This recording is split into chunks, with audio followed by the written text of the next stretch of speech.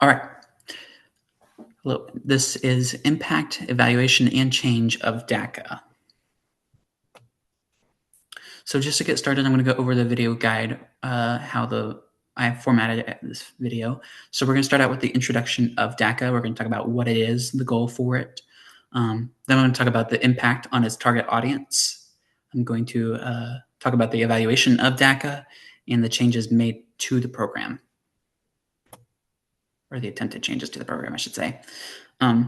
So starting off with the introduction. DACA was created with the goal in mind of allowing temporary protection from deportation to immigrants brought to the U.S. in hopes that they have better opportunities to attend college and or get better jobs, because it is harder right now it is harder for people with no citizenship status to get jobs, to get legal jobs in the U.S. So moving on to the impact of the targeted audience. So a year after its founding, so it was founded in 2012, so this report came out in 2013, more than 60% of people eligible for the program have applied. So that's around 573,000 people that applied, and around 430 people had been approved at this point for deferred action. There was also a survey conducted by the National Undocumented Research Project that surveyed about 2,381 DACA recipients. In that survey, they found that 59% found a new job, and 45% increased their earnings. About a fifth got internships, so that creates a pathway to get better jobs in the future. Almost half opened up their first ever bank account. More than half got their driver's license, and then around 20% got health care. Moving on to the next part, I'm going to talk about the evaluation of the program. So it's hard to evaluate the long-term effects of the program, as the program was intended to allow temporary protection from deportation. So that makes it difficult for members to make long-term decisions as far as education and working, as they have to renew every 2 years, and there has been a decrease in application renewals since.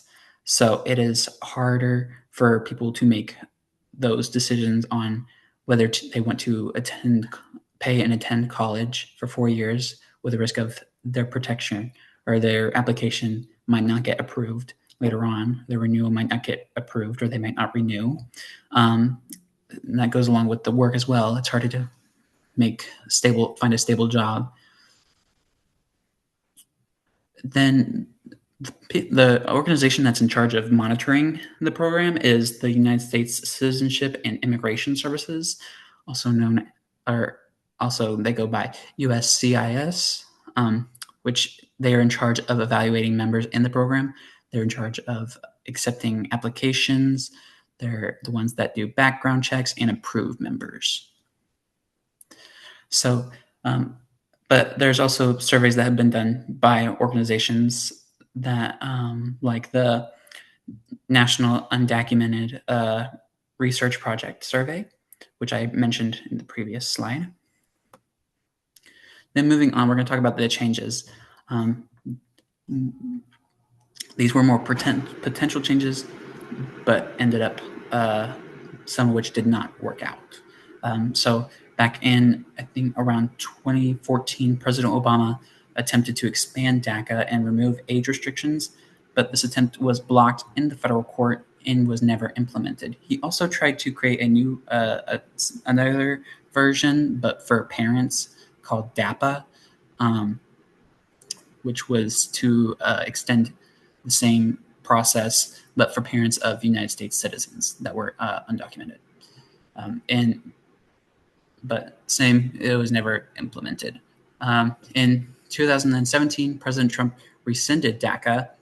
In other words, he attempted to end it, but the Department of Homeland Security was tried over the rescission, and a temporary injunction was placed on it until the United States Supreme Court ruled that the program could not be rescinded and renewals must be accepted.